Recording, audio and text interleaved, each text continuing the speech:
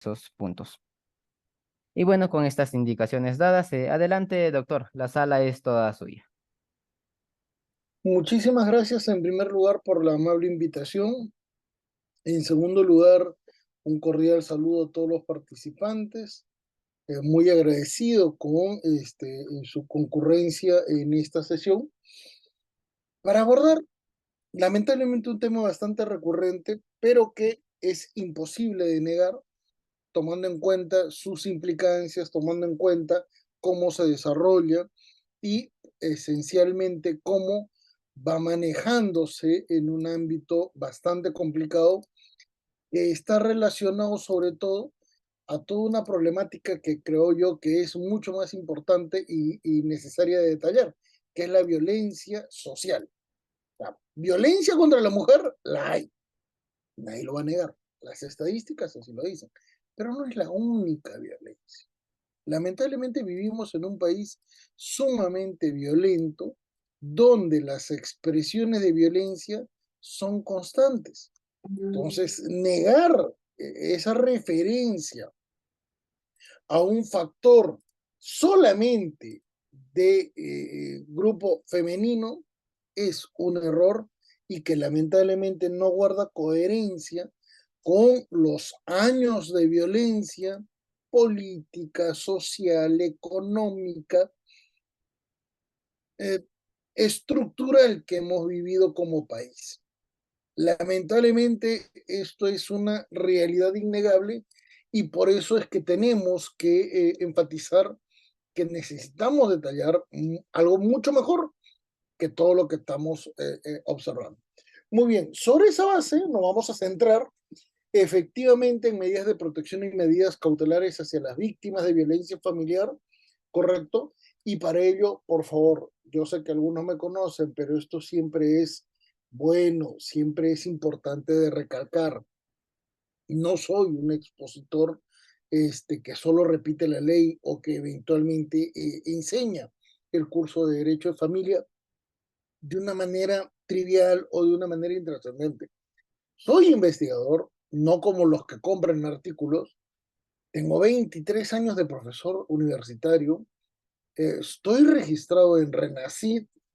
eh, Tengo una producción bibliográfica bastante amplia. Soy registrado en MinCiencias en Colombia. Tengo publicaciones en Scopus. Tengo publicaciones en Web of Science.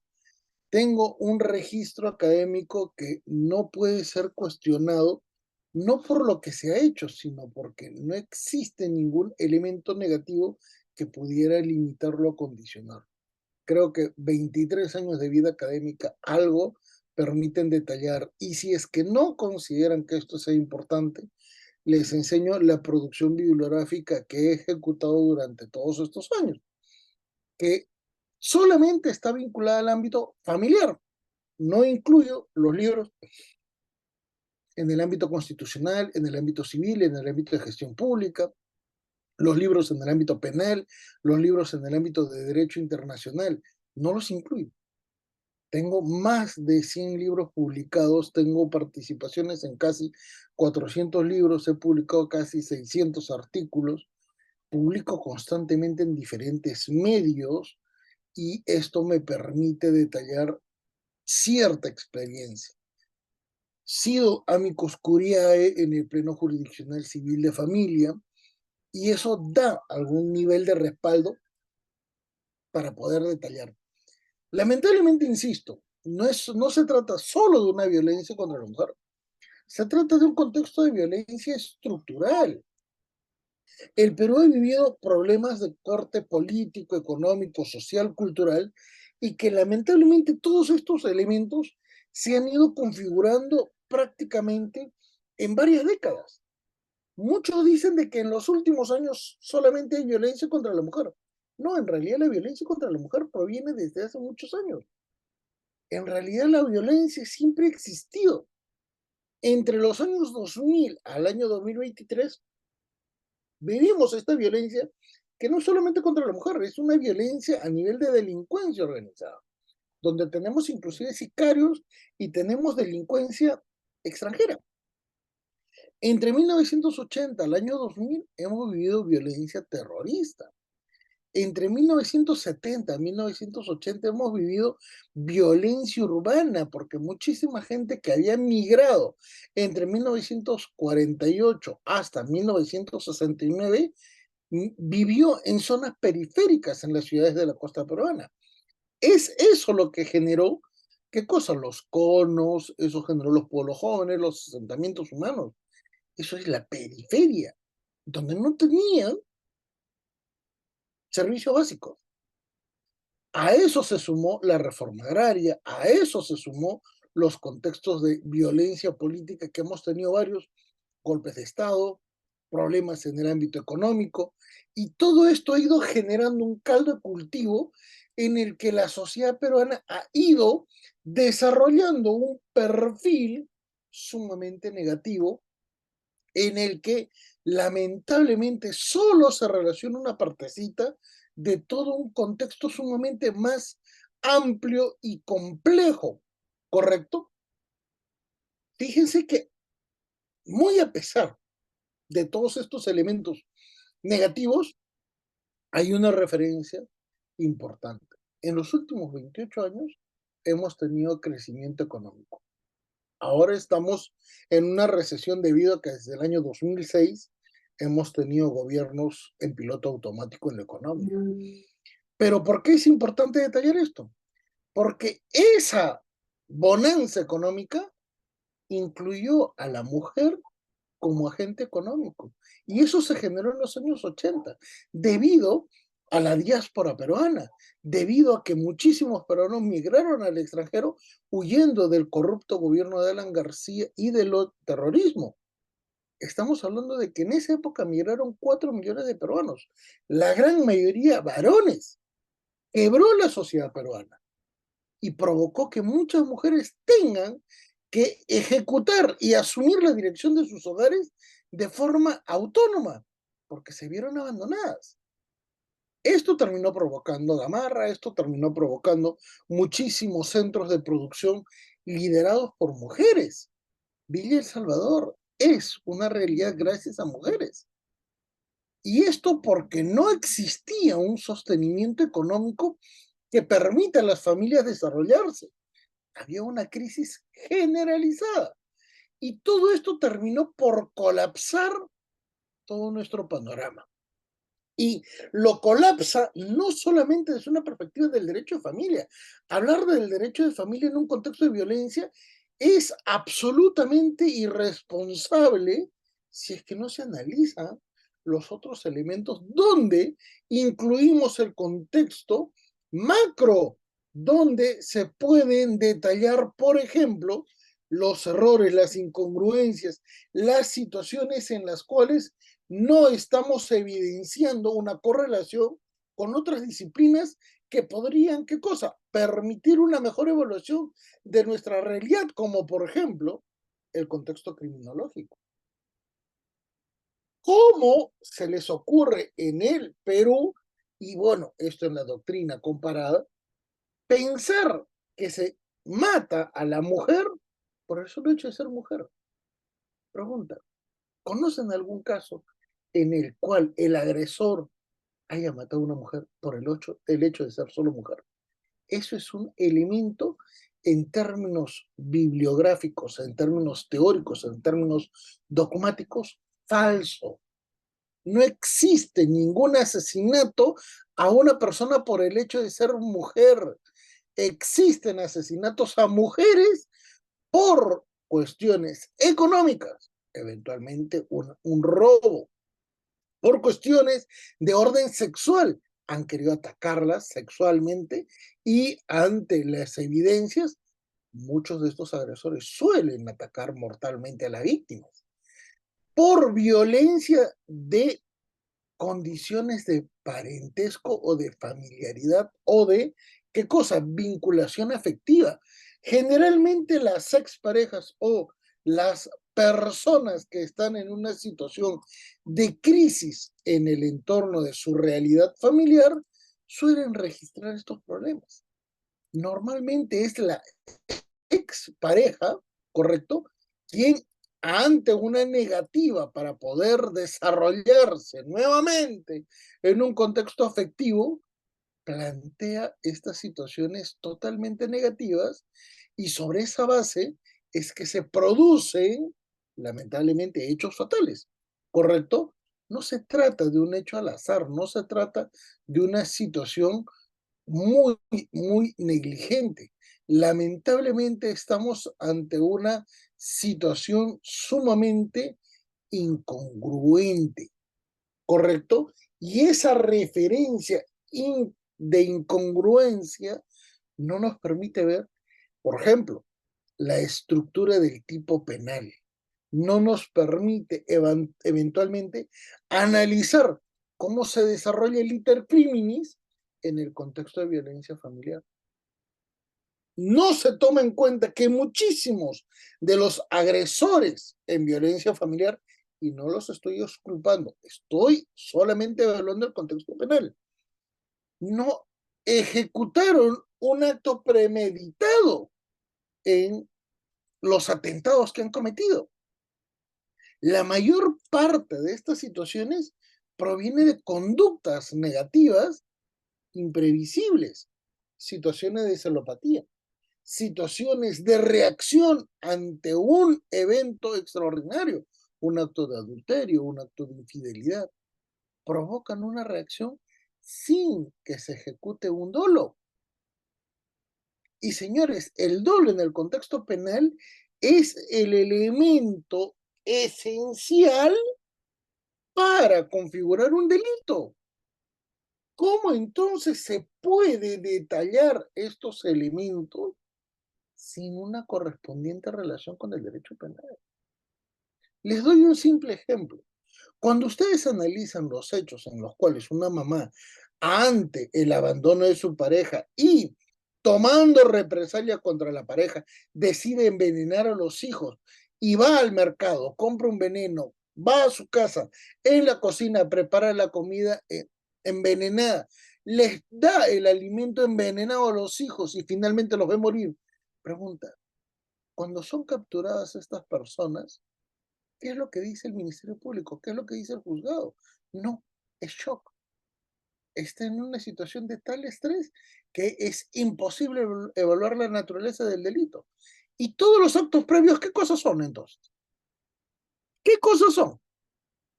Ahí te das cuenta que el contexto de género es negativo en la evaluación del tipo penal. Y esto muchas veces cuestiona toda la legitimidad del sistema, porque finalmente no se reporta un sistema eficaz, ¿correcto? Por regla general, entonces, no se suelen identificar correctamente quién fue el agente provocador, quién fue la víctima, eventualmente en primer grado, quién eventualmente es la parte perjudicada por una reacción de la víctima en una segunda instancia. Nunca se analizan estos elementos, como si solamente fuera, ¿qué cosa? El varón es agresor de la mujer de manera natural. Y eso, señores, es contrario al derecho, es contrario a la lógica y es contrario a los contextos de acreditación de una verdad en el ámbito procesal y en el ámbito judicial. No se toma en cuenta, por ejemplo, el contexto de la víctima.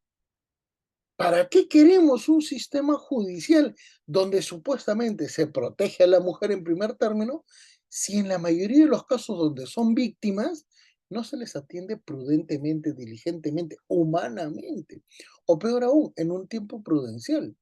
¿Correcto?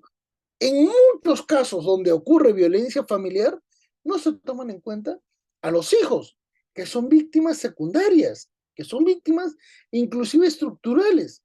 No se toma en cuenta a los adultos mayores.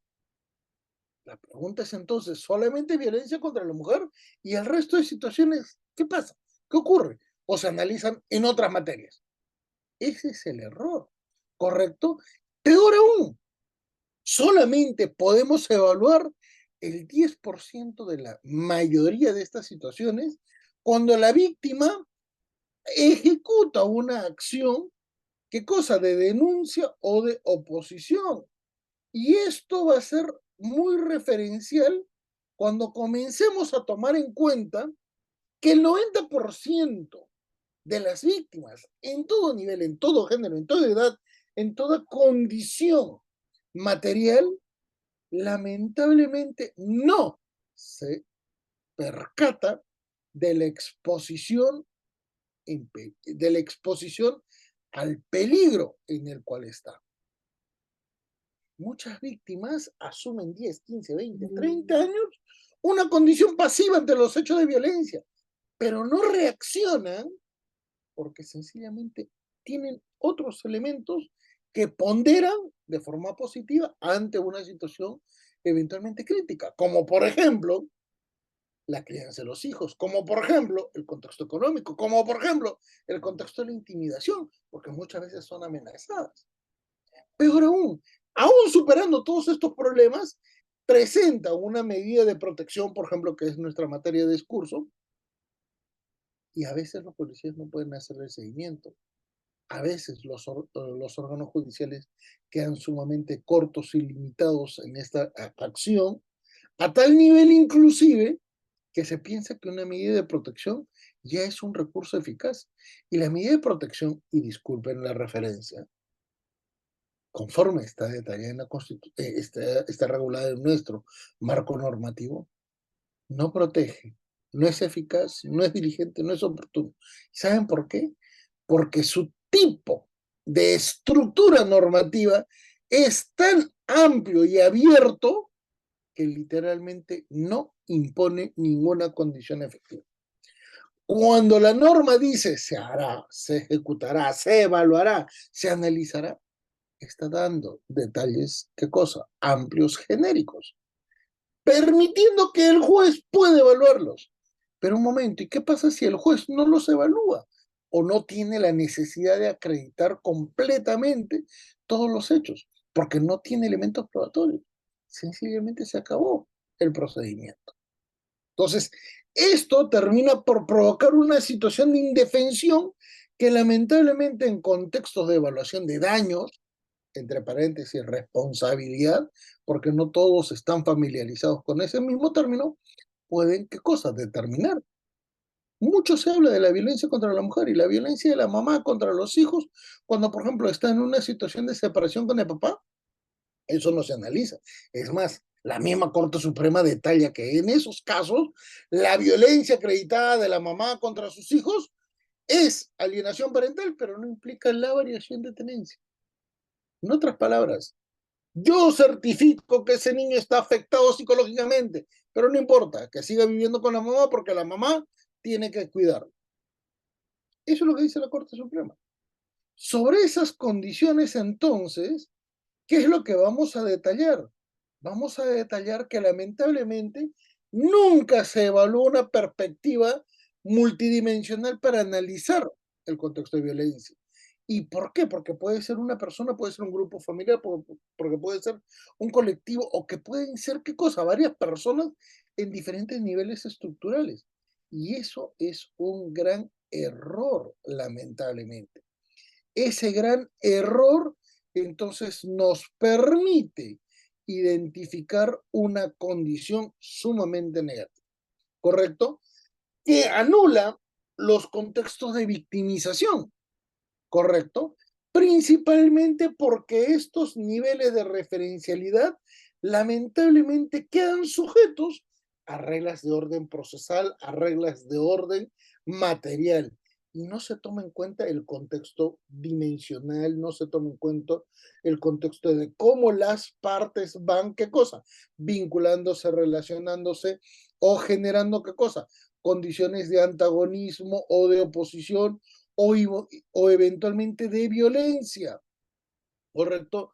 No se toma en cuenta cómo es que se generan las dinámicas en el ámbito familiar, sobre los cuales se generan lamentablemente muchísimas más situaciones de violencia sobre los cuales debemos detallar qué cosa. Que en este nivel de críticas pueden haber situaciones de violencia provocadas por ambas partes y que solo se evalúa una sola, por cuestiones de género. Véase, por favor, el pleno del año 2019 sobre violencia familiar, que es el acuerdo número 9 del Centro de Investigaciones Judiciales de la Corte Suprema, que indica que cualquier situación, aun siendo de bagatela o de mínima lesividad, tenga que ser analizado hasta provocar, ¿qué cosa? Una acusación formal del Ministerio Público. Un pleno que, por cierto, es inconstitucional. Es inconstitucional. ¿Y saben por qué es inconstitucional ese pleno? Primero, porque la Corte Suprema no tiene facultades para ordenar al Ministerio Público. Porque hasta donde se sabe y hasta donde se puede leer de la Constitución Política, recuérdese que en la Constitución Política se garantiza que el Ministerio Público es autónomo y por lo tanto no le pueden imponer condiciones.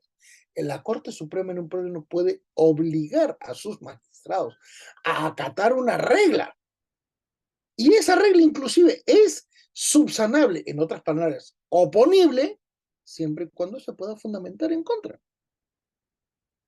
Y la segunda condición, señores, ¿dónde queda el principio de relativización del bien jurídico protegido? Como si todos los bienes jurídicos fueran, ¿qué cosa? Tutelables per se. Ese es un inmenso error que nunca ha ido en relación con el contexto de las políticas públicas, porque el Estado no toma en cuenta nuestra realidad social, ni tampoco toma en cuenta qué cosa, un proceso de legitimación de sus funciones. Al Estado nunca le importaba la población, ¿correcto? El Estado tiene tantos errores en este ámbito que lamentablemente no se generan condiciones positivas. Y les voy a dar una referencia. Miren, señores, el día de ayer ha ocurrido un hecho que para muchos puede ser jocoso, pero en realidad implica el nivel de salud mental que tienen los peruanos, sobre todo en Lima. Vieron el caso de una señora que maltrató a un actor y que este tenía una mascota por el solo hecho de pasar por su calle. La señora asume que la vereda y que el jardín de la vereda, que en realidad es parte de la municipalidad, parte del ornato público, son de ella. Entonces, el cruzar por ahí está atentando contra su propiedad, como si la propiedad tuviera una dimensión en espacios públicos. Y fíjense que a pesar de todo lo que ha ocurrido, la señora insiste en ir hasta las últimas consecuencias en el ámbito judicial, como si para la señora esto fuera una cuestión, qué cosa, sumamente fácil de resolver. Peor aún, ella qué es lo que expone en su propia mente. No, yo vivía en Estados Unidos 14 años y por lo tanto yo sé cómo actuar. O sea, allá actúa bajo una regla y en el Perú actúa bajo otra regla, como si esto fuera, ¿qué cosa? Su chakra.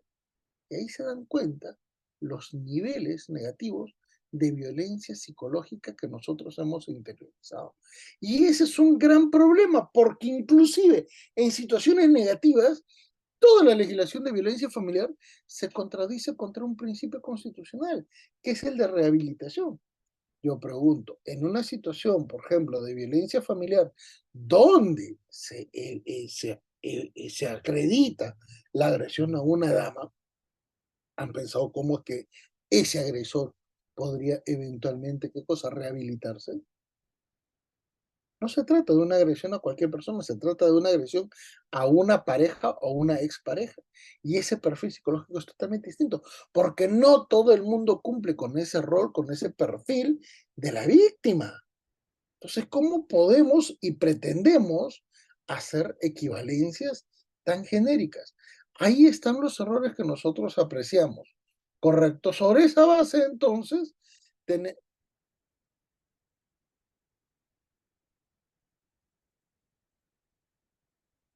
esas situaciones, vamos a observar qué cosa, que tenemos un gran contexto, ¿correcto? Un gran contexto. Estamos hablando de una violencia en función al género, pero vean cómo es que se estructuró el contexto del feminicidio y la tentativa del feminicidio. Es totalmente distinto. Peor aún, ¿qué condena va a poder rehabilitar a esa persona? O peor aún, ¿qué condena va a atender eficazmente a la víctima, ninguna. El simbolismo punitivo es una de las reglas máximas que se están analizando en este contexto. Violencia en función al agente pasivo, esto es a la víctima del delito. Lamentablemente el derecho penal no toma en cuenta quién es quién. ¿Por qué? Porque normalmente se basa en la evaluación del acto que genera el tipo penal. Y sobre esa base, entonces tenemos que considerar un elemento. El agresor es identificado como sujeto activo y punto. La víctima tiene otra categorización, ¿correcto? Peor aún, cuando eventualmente no tomamos en cuenta otras perspectivas, nunca vamos a observar, por ejemplo, como violencia, las situaciones de bullying, las situaciones de mobbing, las situaciones de acoso sexual, las situaciones en las cuales el propio sistema judicial no valora en forma efectiva, ¿qué cosa? El contexto sobre el cual se ejecuta estas perspectivas. Y esto entonces termina por provocar una violencia que es, además de sostenible, una violencia sumamente amplia, pero donde solo se analiza el contexto de la violencia contra la mujer. No se toma en cuenta la violencia estructural, que en nuestro país es sumamente elevado, ¿correcto? No se toma en cuenta la violencia que eventualmente ya está siendo asimilada en el ámbito genético en la población. ¿Por qué? Porque, señores, una persona, mujer, en situación de gestación, cuando pasa por estas situaciones de violencia extrema, genera cortisol. Y el cortisol genera problemas de orden neurológico en los hijos.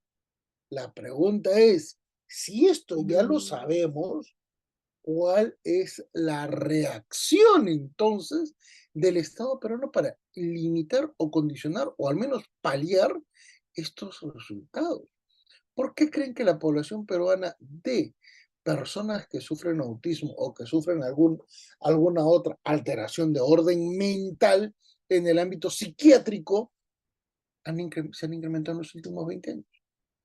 Esto no surge de la nada, señores. Surge por un contexto de violencia durante las etapas de gestación que han provocado que la dama, que la mamá gestante, termine por alterar la naturaleza química del cerebro de los niños, de sus hijos, ¿correcto? En forma complementaria al contexto de la violencia física, al contexto de la violencia psicológica, de la violencia sexual, ¿correcto? Y también hay un contexto de violencia económica. Entonces, esto se refleja esencialmente en un panorama poco complicado de evaluar, pero que nos permite tener en cuenta nuestras realidades sobre las cuales vamos a poder ir generando algunas referencias sumamente significativas. ¿Por qué? Porque como todo se ha relacionado a violencia contra la mujer, el resto prácticamente ha quedado invisibilizado. ¿Correcto? Ante ese tipo de situaciones, lo que más ocurre contra mujeres, violencia física, violencia psicológica, violencia sexual, ¿correcto? Y acá ya comenzamos entonces a detallar nuestro ámbito de evaluación. Entonces, ¿cómo vamos a evaluar nuestro ámbito de evaluación para poder visualizar qué cosa? Una perspectiva mucho más amplia, mucho más diligente respecto de lo que implica el proceso de generación de análisis de violencia. Bueno, comencemos entonces a centrarnos. Nos vamos a limitar, señores, por favor, en ese sentido, solamente en 3 niveles. ¿Correcto? Vamos a analizar entonces solamente 3 niveles sobre los cuales vamos a analizar violencia física, violencia psicológica y violencia sexual. Y es más, vamos a cambiar el orden porque consideramos que la violencia sexual está íntimamente relacionada con la violencia física, ¿correcto? Entonces, sobre esa base, analizamos estos hechos de violencia familiar y le vamos a dar una perspectiva un poco más amplia para poder, ¿qué cosa? Especificar sus alcances, más aún si es que tenemos que analizar ¿Qué cosa? Toda la referencialidad respecto de lo que es una medida de protección, ¿correcto? Para poder entender entonces esta dinámica, vamos a percibir una realidad que no suele ser expuesta de forma uniforme, porque lamentablemente las políticas públicas peruanas nunca la han analizado diligentemente. Correcto, esa es la gran verdad, la gran realidad de nuestro panorama negativo en el ámbito teórico, como también, ¿qué cosa?, en el ámbito judicial. Por eso es que hay tantos errores que no logran generar una correspondiente, ¿qué cosa?, referencia con respecto de nuestra realidad. Muy bien, si ya nosotros estamos en este ámbito, correcto, ¿qué es lo que vamos a desarrollar, señores? Vamos a analizar cómo es que se pueden comprender estos tres elementos desde una perspectiva dinámica para poder así entender cómo es que se pueden aplicar los recursos por judiciales válidos para garantizar qué cosa, un nivel de tutela eficaz y al menos prudente desde una realidad mucho más grave y aguda. ¿Correcto? Muy bien. Entonces, centrémonos por analizar en primer lugar. Señores, cuando analizamos el contexto de violencia física, tenemos que comprender que un solo hecho va a generar, ¿qué cosa? Un proceso penal, correcto, un proceso penal, pero también va a provocar, ¿qué cosa? Un contexto en el ámbito judicial familiar, correcto, y también va a provocar entonces un proceso familiar. Muy bien, pero en el contexto penal vamos a ubicar dos referencias sobre los cuales se pueden analizar estos casos, que son los de faltas, correcto, que son los casos vinculados a las faltas, que hasta hace muy poco eran válidas para el contexto de violencia familiar, luego se modificaron y ahora las situaciones de violencia familiar son consideradas delitos, ¿correcto? Y finalmente tenemos el proceso penal. Entonces, en esta perspectiva, cuando nosotros comenzamos a observar estas situaciones, ¿dónde están las medidas de protección? En el proceso familiar. ¿Correcto? Las medidas de protección están, ¿qué cosa? En el proceso familiar. Medidas de protección. Porque así lo determina expresamente, ¿qué cosa? La ley. En cambio, en el contexto penal pueden generarse, ¿qué cosa?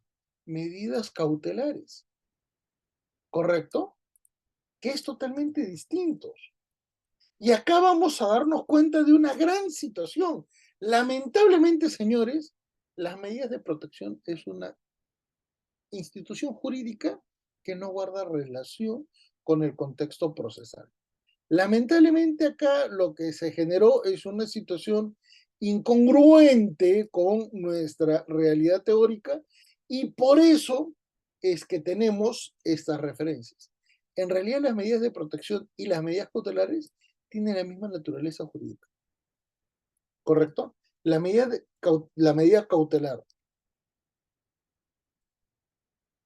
y la medida de protección tienen el mismo efecto procesal y judicial. Correcto, son recursos, ojo, son recursos excepcionales que se tramitan en forma autónoma con respecto de un proceso denominado principal y buscan garantizar una situación a favor de la parte más perjudicada, quien es la víctima, ¿correcto? Entonces, ese es el verdadero sentido. Pero un momento, en esta realidad entonces, cuando comenzamos a observar este panorama de evaluación, recuerden que el contexto penal nos permite inclusive identificar otras variables. ¿Por qué otras variables? Porque recuérdese que en este contexto las faltas, ¿qué es lo que van a provocar? Señores, las faltas van a generar una situación, ¿qué cosa? Que no acredita una lesión severa al contexto, ¿qué cosa? Del bien jurídico, ¿correcto? La afectación al bien jurídico no es grave y por eso es que se registra esa categorización a nivel de faltas. Pero en el contexto familiar vamos a evidenciar otra realidad. Ya en el mismo contexto penal, correcto, en el mismo contexto penal, en el ámbito penal, no se pueden incluir a, ¿qué cosa? Personas vinculadas porque ello implicaría la perspectiva de la ley de violencia familiar. En otras palabras, si es que ocurre un hecho de violencia entre personas, por ejemplo, que son primos, ya no puede haber una consideración de faltas. Perdón, entre pareja, se podría hablar una situación de violencia familiar. Cae. Correcto, las faltas son normalmente entre personas que tienen situaciones ajenas a una relación afectiva o familiar. ¿Correcto? En cambio, en los delitos ya hay una perspectiva totalmente distinta. Y en los delitos, el daño al bien jurídico protegido nos permite analizar varios elementos desde una perspectiva nuevamente penal, ¿correcto? Por ejemplo, y esto ha sido materia de varios plenos, de varias casaciones que han tratado de ubicar estas referencias. Como por ejemplo, señores, respecto a la naturaleza del daño. Se trata de delitos pluriofensivos. ¿Por qué se tratan de delitos pluriofensivos?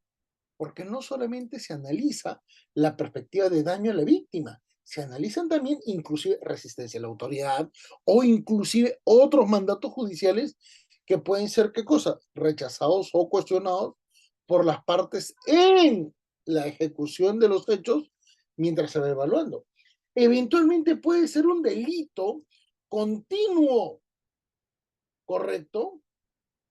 Y esto es absolutamente especial. ¿Por qué? Porque, por ejemplo, en el contexto psicológico, esto sí se puede demostrar, ¿correcto? Claro, hay situaciones en las cuales un solo hecho puede provocar la denuncia, claro que sí.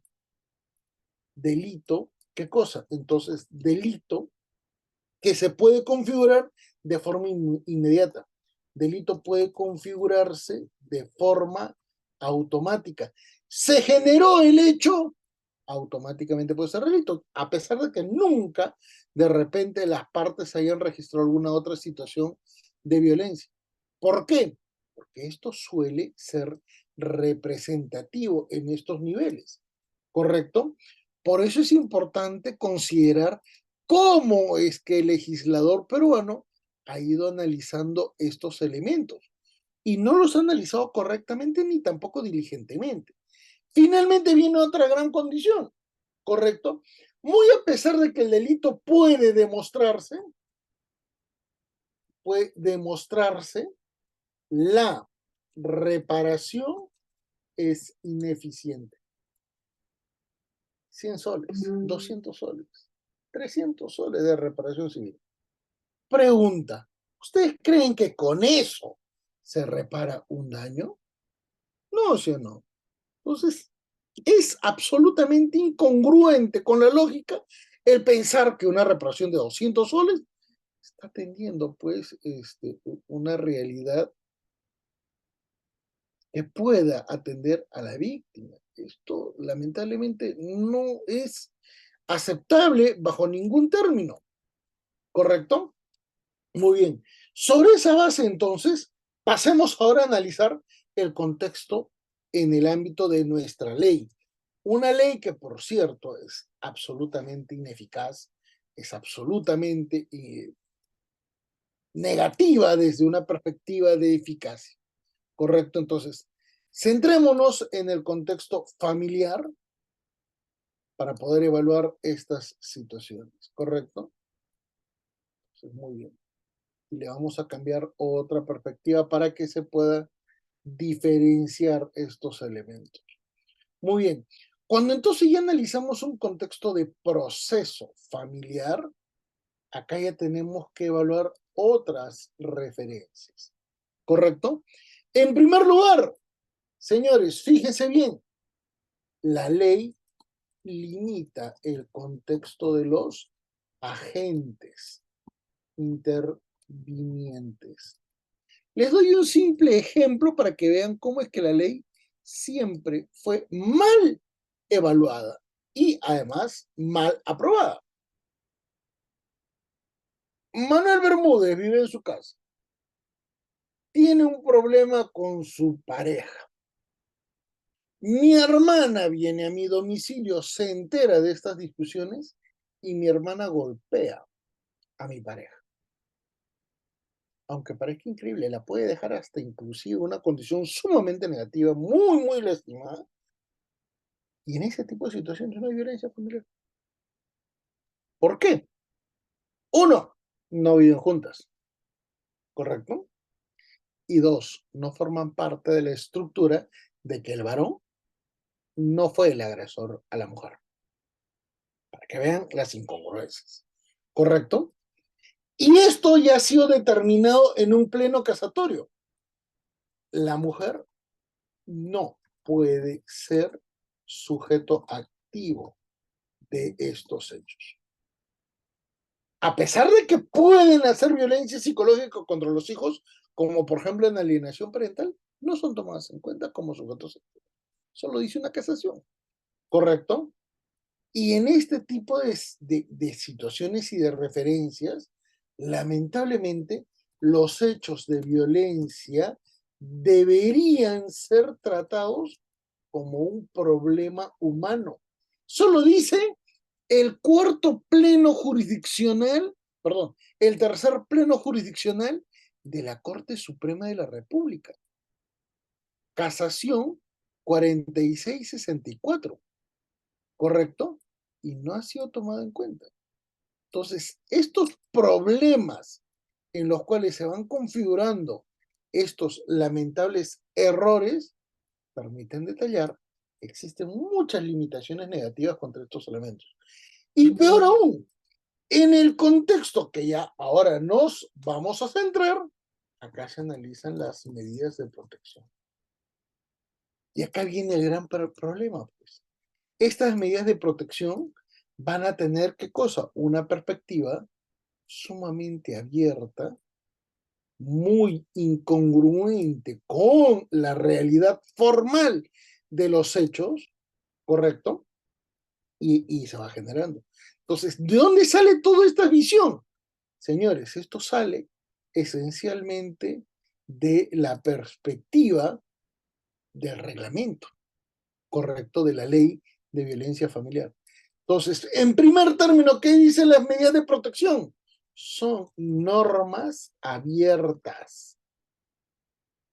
No son normas que eventualmente puedan indicar alguna condición. ¿Y eso qué genera? Son, permiten desarrollar la discreción del juez. ¿Y qué pasa si para el juez no se generó ningún tipo de situación negativa? ¿Ah? ¿Qué va a pasar en esas circunstancias? Vienen otros elementos. Las medidas de protección no requieren elementos probatorios. No requieren elementos probatorios. ¿Por qué? Porque hay una presunción que opera a favor de la víctima. Y eso inclusive lo ha reconocido el Tribunal Constitucional. Correcto, y ha dicho, sí, efectivamente. ¿Por qué se valoran las medidas de protección, inclusive sin intervención del sujeto agresor, por términos de debido proceso y eventualmente de igualdad de partes?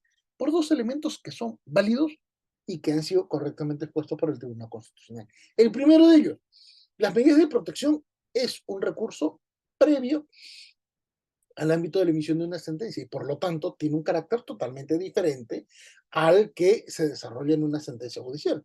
Y segundo elemento, señores, es un carácter preventivo, es un carácter que eventualmente busca un sentido totalmente diferente al de una sentencia que genera una condición estática, una condición vinculada al desarrollo de la cosa juzgada. Por lo tanto, no podemos aplicar los mismos elementos. ¿Correcto? Por eso es que se permite que los medios probatorios se puedan desarrollar sobre esa perspectiva. Pero ahí viene una gran situación negativa, que es lo que va a ocurrir en la mayoría de estos casos. No se puede condenar al agresor porque no existen elementos probatorios. Y ese es uno de los grandes defectos del sistema. ¿Correcto? Y por eso es que en este nivel, cuando nosotros comenzamos a ver las medidas de protección, lamentablemente no tienen un acompañamiento logístico, ni del Ministerio Público, ni de la Policía Nacional del Perú, ni tampoco del Ministerio de la Mujer, ni tampoco del Poder Judicial. Botón de pánico es lo que decía el expresidente del Poder Judicial. Bueno, perfecto. Vayamos a analizar. ¿Y qué pasa si a la víctima que está llamando a la policía con su botón de pánico, si a la víctima le quitan el celular y se lo rompen? ¿Qué hacemos? Se acabó el botón de pánico. Entonces, esa parte es cuestionable. Ah, perfecto, imaginémonos que logró escapar la víctima. Qué bueno. La víctima llama a la policía. ¿Qué es lo que le va a decir la policía? No tengo gasolina, no tengo unidades para poder ir a atender. Y eso en zonas de urbanas, ¿eh? En zonas de provincias, en zonas del interior del país, la situación es mucho más grave. ¿O no? Imagínense que, bueno, por casualidad del destino, haya gente cerca a la casa.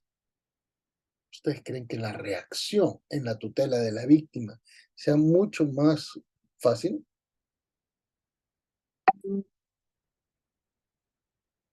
Mm.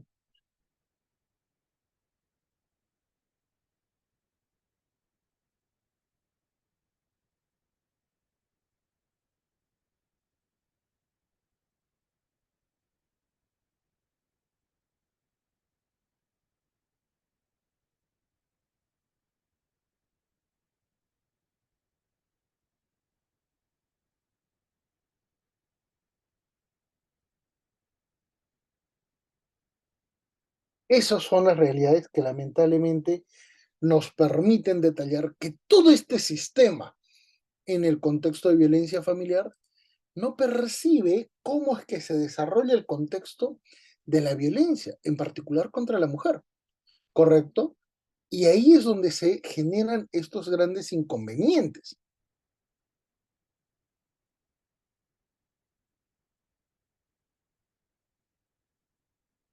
¿correcto?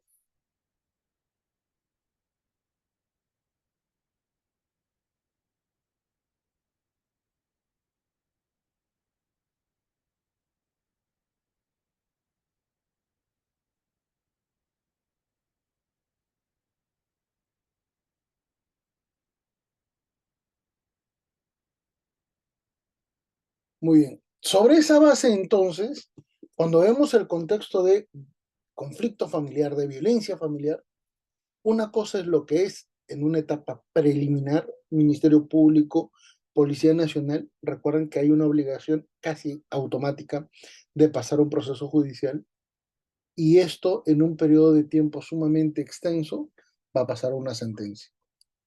Entonces, ante estas situaciones, las medidas de protección no solucionan absolutamente nada. Es una gran mentira el hecho de decir que hay una solución con las medidas de protección. Las medidas de solución son absolutamente incoherentes con un ámbito procesal judicial como el que tenemos en nuestro país. Es absolutamente inviable y todo el contexto de victimología nunca ha sido tomado en cuenta. ¿Y por qué no ha sido tomado en cuenta? Señores, principalmente porque hay varios niveles de victimización. Está la victimización directa, correcto, victimización indirecta, las categorías de víctimas. Hay elementos que no son analizados correctamente, la victimización primaria, la victimización secundaria, la victimización terciaria, la victimización, la violencia invisible y la violencia estructural. Todos estos elementos, entonces, ¿qué es lo que han ido generando y provocando? Esto es una situación sumamente negativa que va contra la, ojo, no estoy hablando de la legitimidad, la ley ha sido dada, la ley está bien, la ley ha cumplido sus formalidades, pero la ley no tiene sentido de lógica ni de ubicuidad en el ámbito de la realidad social. Si es que me estoy equivocando, solamente les diría una cosa. ¿Ustedes creen que un proceso judicial, en un trámite donde se haga una medida de protección, salvará, protegerá, cuidará a una víctima que ha denunciado justamente esas agresiones? Si es que eso fuera real y además fuera cierto, dejaría de dictar clases en el ámbito de derecho de familia.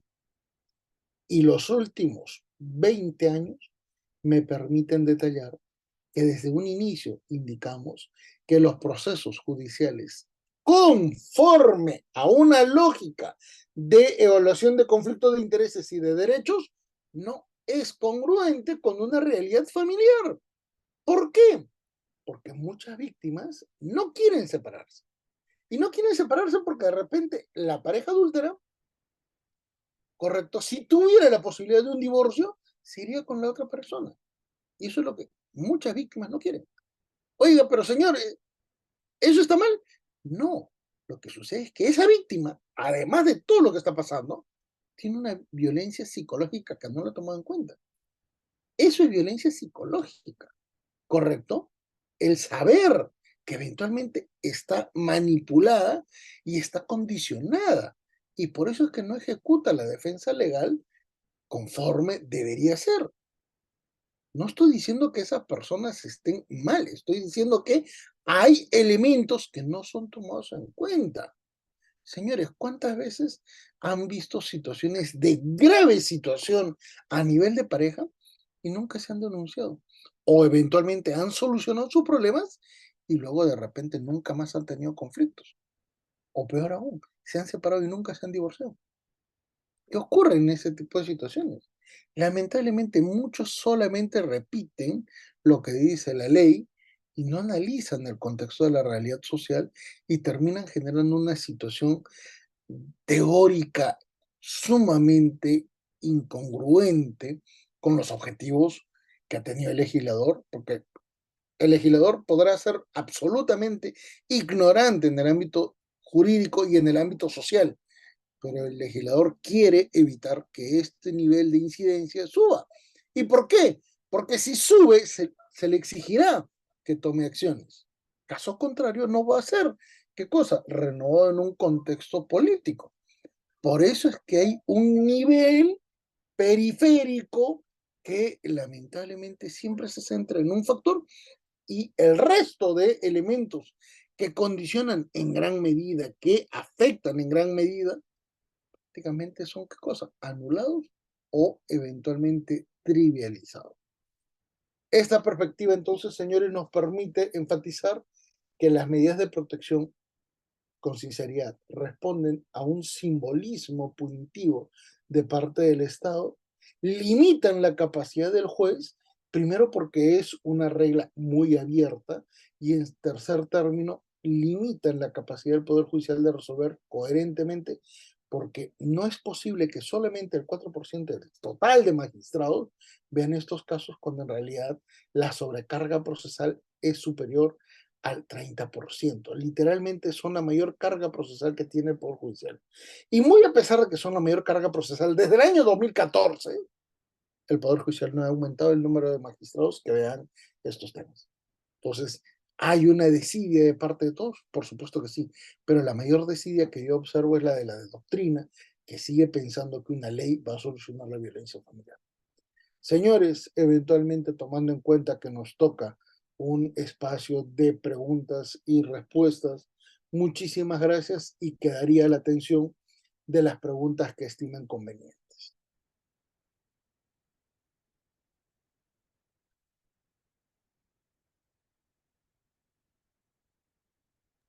Recordar a cada uno de los participantes que también tienen la opción de levantar la mano para poder habilitarles el micrófono, como también tienen mediante el chat dejar sus preguntas.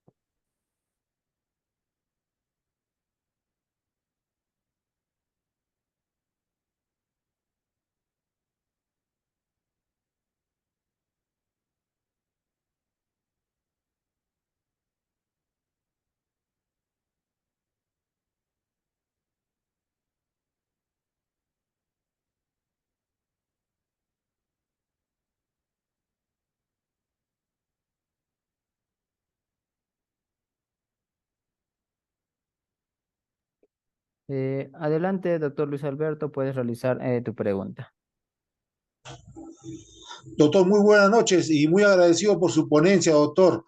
Mi pregunta sería, ¿qué opina en este término de la misoginia, que es muy aplicado tanto en en los juzgados penales, cuando existe, ¿no? Cuando se da un caso de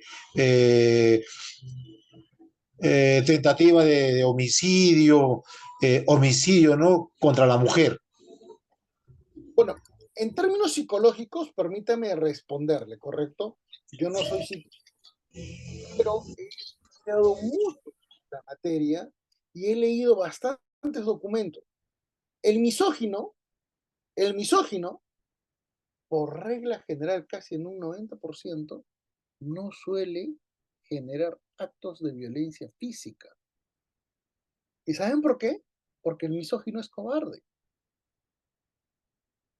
Entonces, cuando ustedes vean un misógino, tengan la plena seguridad que esa persona, por su cobardía, se limitará a los insultos, se limitará a los actos de discriminación, de racismo, de atentados contra la dignidad de una mujer, la puede tratar sumamente mal, ¿correcto? Pero nunca la va a atacar físicamente.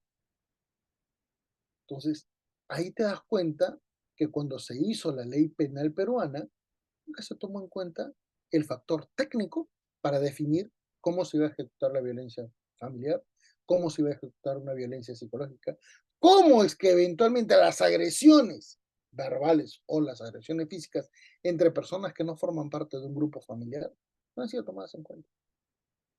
No han sido tomadas en cuenta. Parecería que todo esto ha sido dirigido desde un objetivo sin tomar en cuenta qué cosa, la naturaleza del derecho penal, la naturaleza de los elementos técnicos y eventualmente el modo en el cual se fundamentan estas situaciones. Porque, por ejemplo, si nosotros estamos analizando situaciones de misoginia, que de hecho hay un montón, y son imperceptibles inclusive, les voy a mencionar algunos elementos, ¿correcto? Algunos elementos. En televisión hay varios programas que supuestamente enseñan a cocinar y que son programas de diversión vinculados a la cocina. Y los personajes principales, esto es los actores, los que dirigen, como también el público que participa y también los actores que son invitados a ejecutar estos actos, suelen siempre indicar que la cocina es para la mujer. Y son micromachismos, son situaciones que denotan una misoginia. Y les podrá parecer increíble, pero si ustedes observan, por ejemplo, en el programa de Frecuencia Latina, en el jurado, 2 de 3 jurados son expertos en cocina y no son mujeres. Es más, la única mujer es la que no tiene ninguna vinculación profesional con la cocina. Ninguna, ¿correcto? Ninguna. Uno es chef y el otro es un experto en vinos. La referencia entonces es, ¿cómo es que todo el mundo asume que solo las mujeres son buenas para la cocina, cuando en esencia este es un contexto que no es de género, pero estamos vinculados a mucha misoginia? No hay nada que hacer. Otro elemento, señores, cuando nosotros comenzamos a escuchar en todos los medios de prensa y en todas las situaciones, ¿qué cosa? Las características y condiciones prácticamente ya absolutas sobre algunas profesiones, sobre algunas actividades y eventualmente algunas condiciones personales, ¿correcto? Hasta hace muy poco, una señorita denunciaba a su expareja que era casada. Estamos hablando de Yosmery Toledo y estamos hablando del caso del Caballito Hurtado, ¿correcto? Y fíjense cómo se trataban ambos. Ella lo trataba a él prácticamente a un nivel de descerebrado cerebral, ¿ya? Un nivel de idiota para abajo, y él lo trataba prácticamente, ¿qué cosa? De una asalariada. Y los dos eran amantes.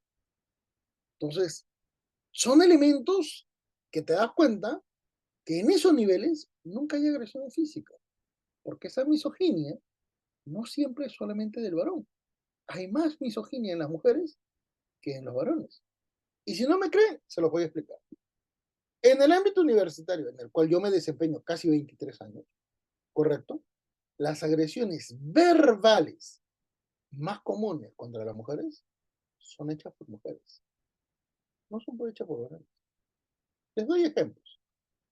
Cuando se critican el peso, cuando se critican la talla, cuando se critican las condiciones familiares. Por ejemplo, ya tiene novio, no tiene novio, ya se casó, no se casó, terminó con una pareja, inicia una nueva pareja. Pregunta, ¿quiénes son las más críticas frente a esas situaciones de otra mujer? Las mujeres. Y son sumamente crueles, ¿correcto? Entonces, cuando nos dicen misoginia, la sociedad peruana es muy misógina, sí, claro que sí, por supuesto, nadie lo va a cuestionar, pero hay más misoginia de mujeres hacia mujeres que de varones hacia. Si no me creen, amplío. Fíjense y vayan solamente a una reunión social. Pregúntenle a cualquier hombre cómo ha ido vestida una dama. A los hombres no nos importa cómo van vestidas, menos aún si han duplicado o triplicado el vestido en un matrimonio. No interesa. Ni siquiera nos fijamos en el tipo de cartera o en cómo fue, qué cosa, el tipo de tacón que utilizó una persona, una mujer sobre todo. Las mujeres sí, las mujeres sí. Y pregunta, ¿y eso qué cosa es? Misoginia. ¿Y la hizo un varón? No. Entonces, hay que tener una verdadera capacidad como para poder sustentar estos hechos, porque no son hechos que van a incidir en el ámbito penal, son elementos ya que inciden en lo social. Y por eso es que es correcto analizar una perspectiva un poquito más amplia para poder explicar esta situación.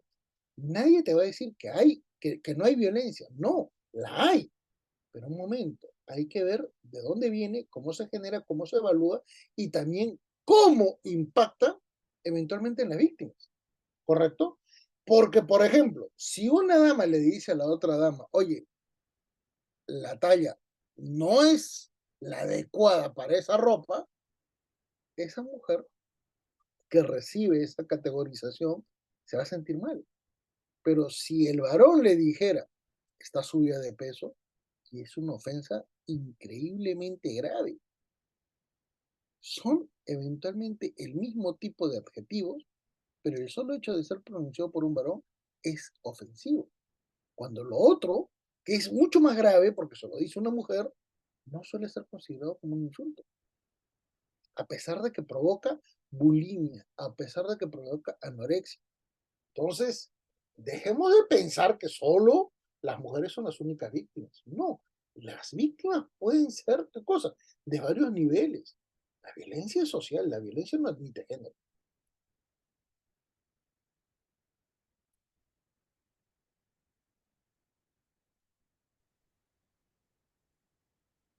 Doctor, buenas noches. ¿Cómo Gracias está? por su respuesta.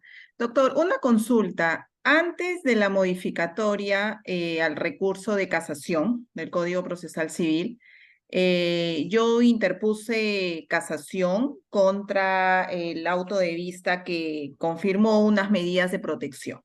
Ok, pero con esta modificatoria de la casación, aparte de la cuantía, han indicado por qué causales o en qué sentidos, por ejemplo, si es que la resolución de segunda instancia revoca o anula parcialmente, en fin. Pero también se indica en esa modificatoria, en el extremo de la cuantía, dice que procede la casación cuando no es estimable en dinero. Entonces, ahí entrarían la posibilidad de casar resoluciones, por ejemplo, que han resuelto medidas de protección o ejecuciones de actas de conciliación en el extremo de régimen de visitas, doctor. Ahí entraría, podría yo casar esos derechos que no son cuantificables patrimonialmente. A ver, pregunta. ¿Cuáles derechos no son cuantificables? A ver. No sé, pienso yo un régimen de visitas. No, pues es que ahí vienen los detalles. Si estamos hablando de violencia familiar, ¿cómo es que se Ujú. van a regular visitas? Pero en violencia familiar, bueno, están protegidos bienes jurídicos tutelados. No sé, por ejemplo, lo que pasa es que en medidas de protección hablamos también de las medidas cautelares, ¿no? Por ejemplo, regímenes provisionales de tenencia, o alimentos, bueno, ya, régimen de visitas o tenencias provisionales, doctor. Esos, desde mi punto de vista, no son cuantificables en dinero. Entonces, no sé, usted corríjame si me equivoco, eso podría entrar en ese extremo de esta modificatoria de que pueden ser casables los autos de vista que no regulan cuantías. Le doy un ejemplo muy sencillo para responder su pregunta. ¿Le parece? Ujú. Sí, Doctor, ¿en qué recurso de forma general, en qué recurso de forma general evalúa una casación? ¿Qué cosa ve? Cuestiones de forma, ¿sí o no? sí, cuestiones de forma. Así es. Cuando el legislador hace su reforma, por regla general nunca consulta al Poder Judicial. Ujú. Y lo que quiso hacer acá es evitar que la Corte Suprema tenga más casos para Sí. reducir el proceso. Entonces yo le pregunto, si se va a casar eventualmente alguna decisión de un órgano colegiado de segundo nivel, lo que se buscaba es, ¿qué cosa? Evaluar y analizar en casación, una vía extraordinaria, una sentencia de segunda instancia, no una medida de protección. ¿Correcto? Sí. En medidas de protección no se analizan derechos complementarios, derechos conexos, etc. ¿Sí? Doctor, y si estuviéramos frente a un auto de vista que ha confirmado Es distinto. claro, que ha confirmado una contradicción que ha sido declarada fundada respecto de una ejecución de régimen de visitas, ¿eso sí podría ser casable? Tampoco, porque hay un gran detalle. Recuérdese que no, estamos hablando de una medida de protección o del No, proceso. estamos hablando ahorita de una ejecución de un acta de conciliación respecto de un régimen de visitas. Lo que sucede, doctor, es que se inició, el padre interpuso la ejecución del acta de conciliación para que se ejecuten las visitas, pero las visitas están suspendidas por una medida de protección de prohibición de acercamiento. Entonces, primera instancia y Sale Familia confirman fundada la contradicción. Ya, Entonces, ¿el señor puede casar sí, ese auto? sí, sí. Pero hay un gran problema que no lo ven los magistrados porque Ujú. están limitados por su especialidad. Ojo, no es un tema de los jueces. O sea, no es que los jueces sean malos. Lo que pasa es que cuando uno se focaliza en su trabajo, no toma en cuenta el panorama judicial que existe. Ujú. Esos jueces se van a dar cuenta que las mismas personas, por ejemplo, Juan y María, están en varios procesos. No lo ven, ¿correcto? Sí. Entonces, en ese tipo de situaciones, por ejemplo, desde el año 2003, he sustentado la necesidad de uniformizar en un único juez todas esas situaciones, ¿correcto? Sí. ¿Por qué? Porque el juez de familia no ve los casos de violencia familiar, bueno, antes. El juez de familia no ve las situaciones, por ejemplo, de amparos o de habeas corpus que se ejecuten en contra de alguna decisión judicial. El juez penal tampoco ve cuestiones de naturaleza familiar. ¿Y qué es lo que normalmente hacen las parejas en situación de conflicto? Generan la atomización del conflicto. ¿Qué cosa es la atomización del conflicto? Son las mismas partes que van interponiéndose recursos judiciales, a veces en distritos judiciales diferentes, a veces en función de solamente generar una condición que produzca eventualmente, ¿qué cosa? Algún tipo de apoyo, algún tipo de sostenimiento a sus pretensiones o intereses. Ejemplo, ¿qué es lo que normalmente suelen hacer una pareja cuando se separa? Alimentos, régimen de visitas. Eventualmente violencia familiar, y el otro que plantea que la resolución que otorga algún tipo de beneficios a la contraparte está mal fundamentada y plantea amparos. ¿Correcto? Sí. Nunca se ve eventualmente el divorcio, ni tampoco se ve la liquidación de sociedades nacionales. Se pelean por otras cosas. Y Sí. pasan años de años. Eso Ujú. se llama síndrome de Doppelganger. La misma parte asume un efecto positivo y un efecto negativo en la defensa de sus derechos. La pregunta es, ¿no sería mejor que en un solo juzgado se analicen todas estas situaciones? Y aun cuando las partes hayan planteado solamente una cosa, el juez le diga, no, no me vas a venir a ir a otro juzgado, acá me tienes que resolver todo. Y ese juez no tendría mejor capacidad para evaluar in situ, por ejemplo, a través de un informe pericial de sus psicólogos, de su asistente social, de cómo se está desarrollando la relación familiar en crisis. Ese juez no podría otorgar, sin la necesidad de que intervengan las partes procesales de una manera mucho más diligente a favor de, por ejemplo, una persona que es víctima real o de los niños que están de repente en una situación de indefensión. Se Sí, mejoraría. claro. Ahí te das cuenta que si un juez de primera instancia puede hacer esto, pregunta, ¿para qué queremos ver el tema de casación? Casación ya implica varios tiempos. Casación ya implica qué cosa, que pasaron varios años. Casación ya implica que ya hay un grave daño en esa familia, si es que no se han matado ya. Ahí Sí. te das cuenta que la ley y las reformas que siempre se han hecho solamente buscan soluciones sumamente periféricas, inclusive incongruentes, porque ni siquiera los mismos jueces están de acuerdo con las reformas. No han sido consultados, nunca les consultan. Y te puedo dar fe que los congresistas que hacen estas reformas nunca en su vida han visto un proceso judicial. No son abogados, no son. Ujú. Entonces, el problema ya no es de un orden procesal y judicial. El problema es cómo se fueron haciendo las reformas. ¿Y eso qué es lo que termina por provocar? Imaginémonos que vengan ahora unos nuevos legisladores y que sepan todo lo que estamos hablando, ¿correcto? Ujú. Pregunta, ¿saben cuál va a ser el error que se genere cuando se genere una nueva ley? Que estos señores legisladores nunca van a tomar en cuenta los procesos que están en trámite. Por lo tanto, no dicen, a los procesos que están en trámite los vamos a juntar. A los procesos que están en trámite no le vamos a aplicar la regla de casación, sino que se resuelve de una vez. Eventualmente, ya no vamos a enfatizar en el tema de la medida de protección, vamos a enfatizar el tema de que se emitan las sentencias diligentemente. Nunca se hace eso. Y ese es el gran problema. Cada 2 años sale una reforma a este procedimiento de violencia familiar.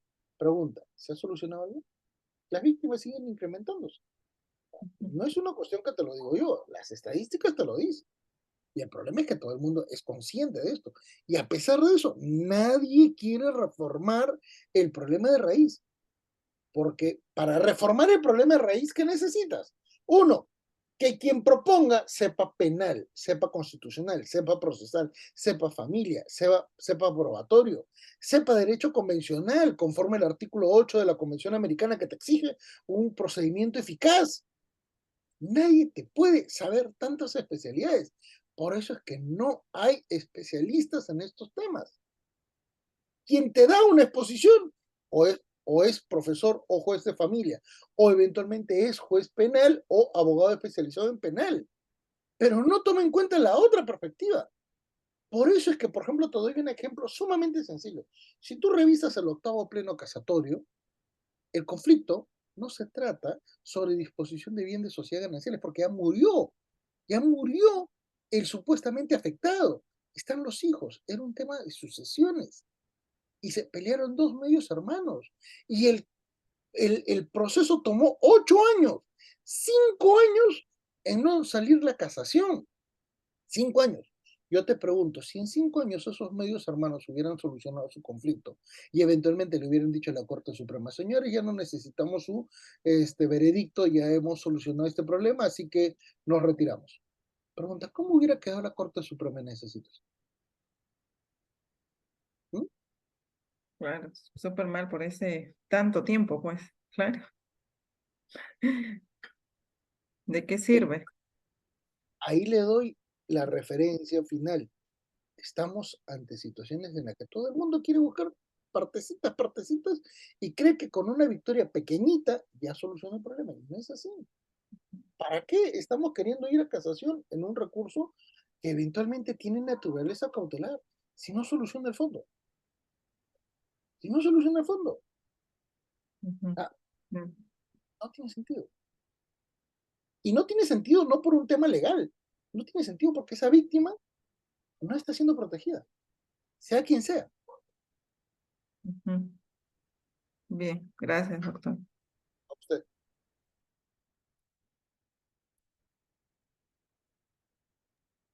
Por el chat también nos han escrito algunas preguntas. El doctor Juan José nos dice, ante el incumplimiento de las medidas de protección por parte del agresor, ¿cómo se ejecuta en la práctica la denuncia por el delito de desobediencia a la autoridad? ¿Hay alguna data? ¿Es otro simbolismo legal? Hay una casación que te dice que inclusive este tipo de delito se configura como resistencia a la autoridad. El gran problema es la resistencia a la autoridad no implica una condena de pena efectiva. ¿Para qué entonces quieres iniciar otro proceso judicial cuando en realidad lo que te importa es sobrevivir como víctima y el agresor eventualmente no le interesa la degolellada de hacer un segundo proceso judicial? O sea, ¿para qué quieren ver el tema de otros elementos, como eventualmente este caso, el de resistencia a la autoridad? Señores, hay una casación. Al agresor y a la víctima no le importa esa casación. Lo que les importa eventualmente es cosa, a la víctima protegerse y al agresor eventualmente quedar impune. ¿Para qué entonces están las medidas de protección? Estamos abriendo nuevos espacios, supuestamente haciendo teoría, y en la práctica no hay ninguna solución efectiva.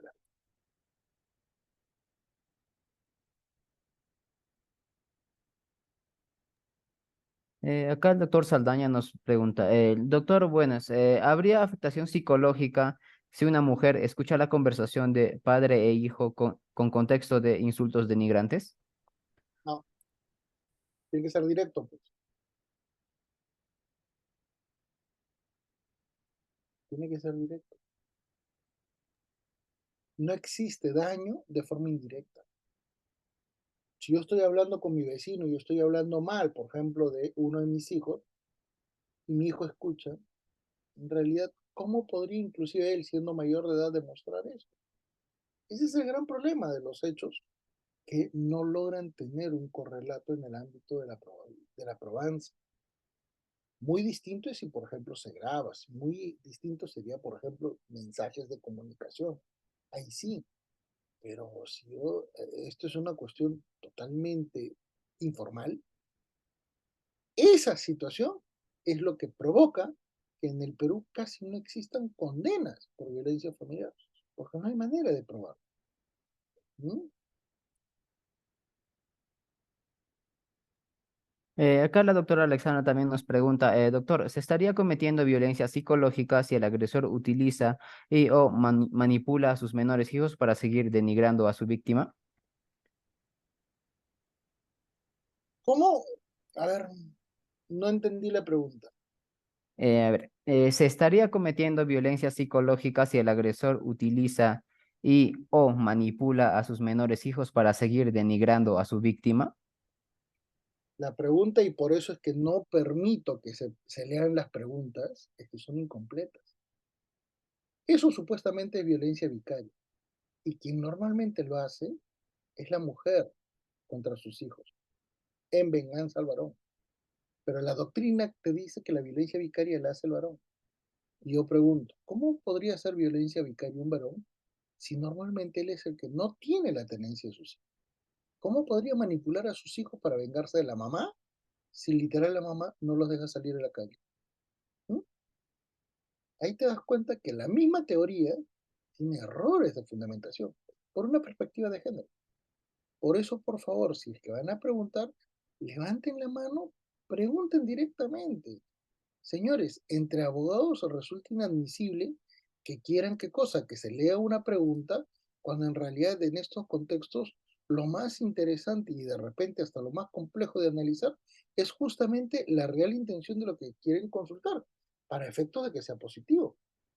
Ya no tiene sentido que digan, no voy a preguntar algo sencillo cuando en realidad de repente el problema es mucho más grave. ¿Mm?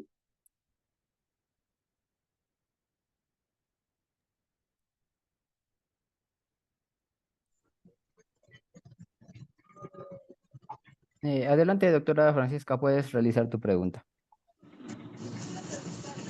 Buenas noches. Dos cosas. La primera es si el docente nos podría alcanzar el número de la casación que hizo alusión en cuanto al desacato, a la Ay, desobediencia, en cuanto a las medidas de protección. La segunda, desde mi punto de vista, yo considero de que el varón, es decir, el padre, sí puede ejercer violencia psicológica en agravio de los hijos. Máxime cuando cada que se encuentra con los hijos, pues empieza a hablar de una forma negativa en contra de la madre o ponerle adjetivos calificativos a la madre o incentivar a los niños para que ellos vean de mala manera a la madre, ¿no? totalmente. Porque yo soy abogada, trabajo para el MIN y tengo casos en los cuales los varones aprovechan esta situación para que los niños pues le falten el respeto a la mamá, le traten mal, en base a lo que el padre hace o dice en agravio de la madre. Eso sería todo, doctor. Muchas gracias. Doctorita, eso se llama alienación. Pero Sí, exactamente. usted misma lo dice, cuando el papá tiene contacto con los hijos. Yo le pregunto, y cuando los papás que van a su institución y dicen, no tengo contacto con mis hijos, ¿cómo es que podrían alterar psicológicamente a los hijos si no tienen comunicación con ellos? Claro, si el papá no tiene contacto con los hijos es otra situación, es una situación muy diferente. Por eso nosotros lo que buscamos es también que no solamente protejamos a las mujeres, ¿no? Somos una institución que protege tanto a la mujer como a los integrantes del grupo familiar. Y entre ellos pues está el varón también en su condición de padre. Y Eh, se dan cuenta que yo mencioné solamente esos ejemplos para que vean la realidad. Que normalmente todo el mundo asume que solamente la víctima es mujer, sin tomar en cuenta que muchas veces las mamás hacen violencia contra sus propios hijos sin evidencia. es cierto. Y eso es lo que detallaba. Ahora, no estoy negando que hay otros tipos de violencia familiar. Claro que las hay. Claro que las hay. Las hay desde la manipulación sexual, inclusive, con el tema de los alimentos. Ah, ¿quieres que te dé alimentos? Va a pasar estas situaciones. Y los hay. Pregunta, ¿y en esas situaciones acaso las víctimas hacen el proceso judicial literalmente por agravio sexual? No lo hacen, porque lamentablemente ya no es una cuestión de delito, es una cuestión de daño completo, porque literalmente hay una condición económica de dependencia que les limita a hacer algún tipo de situación. No estoy diciendo que sea bueno, estoy diciendo hay factores que limitan que la víctima se sienta en capacidad para responder a estas agresiones. Y eso no se ha analizado. ¿No? No se ha analizado. ¿Qué es lo que normalmente se quejan? Alimentos. Y los chantajes sexuales que son sumamente comunes y frecuentes. No hay. No hay decisiones judiciales al respecto. No las hay. Como si no existieran este tipo de situaciones. Eso se llama, ¿qué cosa? Cifras negras de criminalidad. La misma víctima no quiere denunciar estos hechos porque sabe o porque tiene miedo o porque eventualmente no calculó la defensa de sus derechos y eso termina agudizando su propia condición.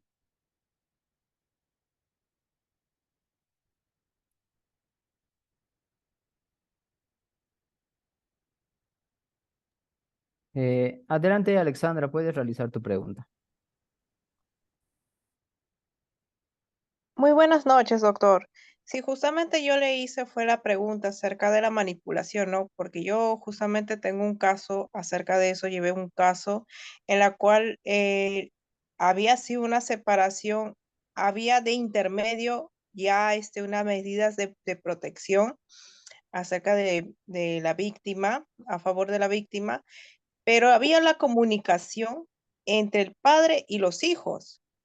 Y muy bien, la madre pues cumplía su medida de protección todo, pero al momento que los hijos tenían la comunicación con con el padre vía llamadas o vía audio, que viene a ser el WhatsApp, la gran facilidad que tenemos por los medios, eh, el niño se sentía intimidado porque preguntaba si la mamá estaba o no estaba y comenzaba a denigrarla con palabras soeces, palabras de altos calificativos.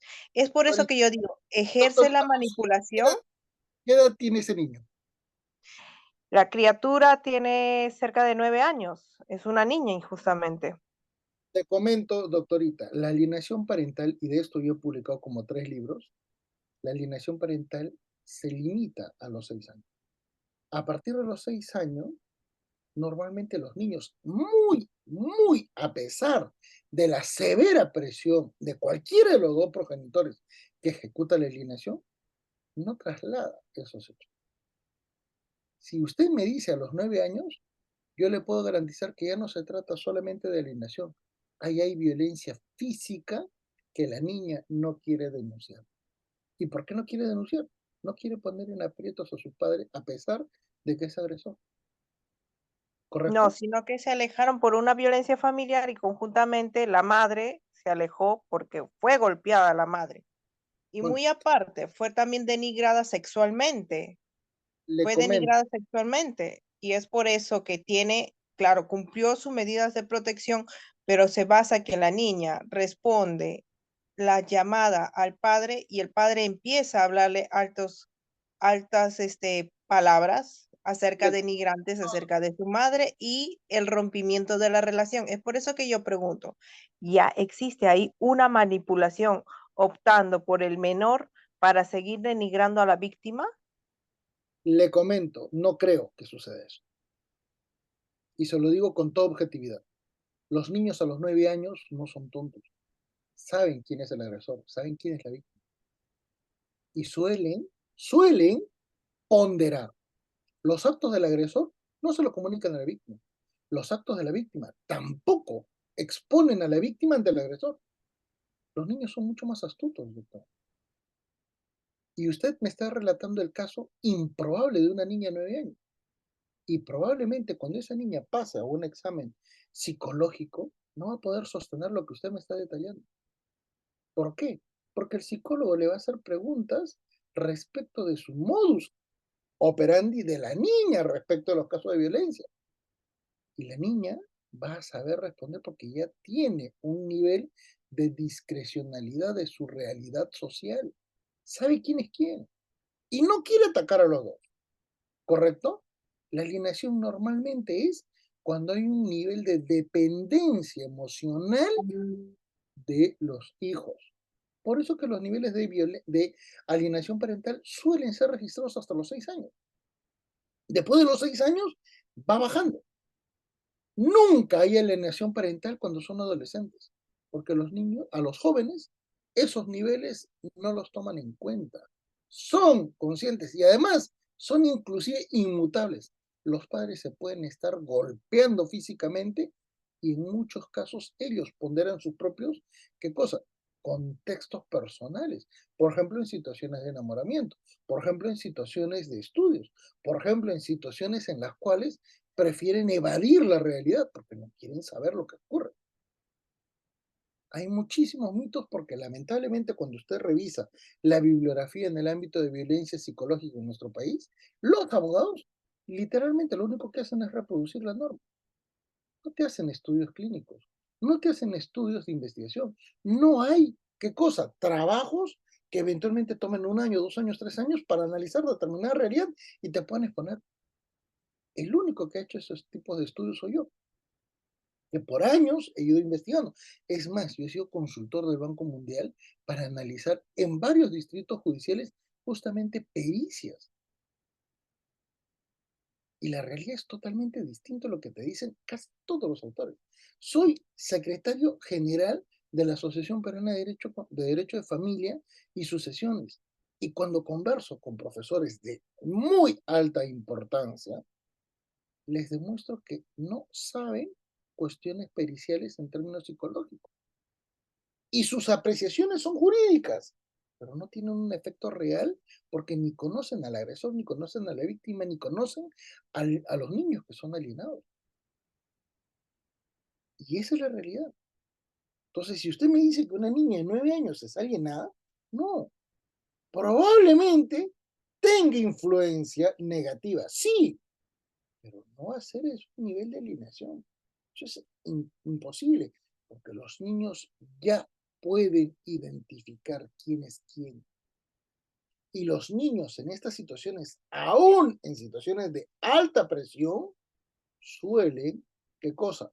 Atenuar lo que les indican para que la víctima no se sienta tan agredida. ¿Por qué? Porque de alguna manera es un filtro. Protegen a la víctima. Y al agresor también lo limitan un poco, porque no exponen a la víctima ante este progenitor, que puede ser papá o puede ser mamá. No le exponen. Los niños son mucho más conscientes y muchas veces inclusive hasta se relativiza de forma extraordinaria el nivel de participación en el proceso judicial.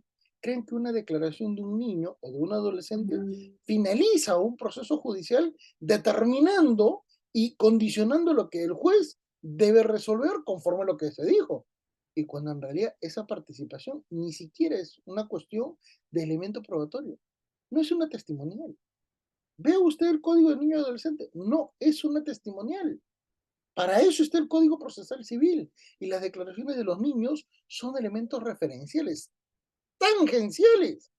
El juez para resolver no se va a basar en eso. El juez para resolver tiene que basarse en el petitorio, en los elementos de contradicción, en los elementos probatorios y en sus elementos probatorios que ejecute a nivel, ¿qué cosa? De oficio, para poder saber qué es lo que ocurre.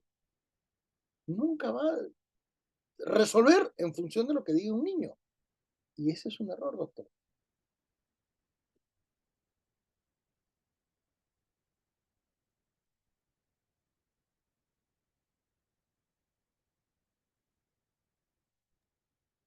Bueno, doctor, al parecer ya no tenemos más preguntas por parte de los participantes.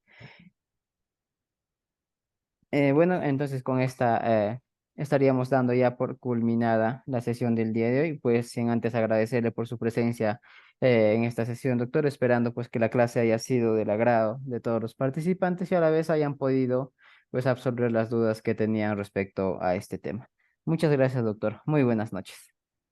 Gracias.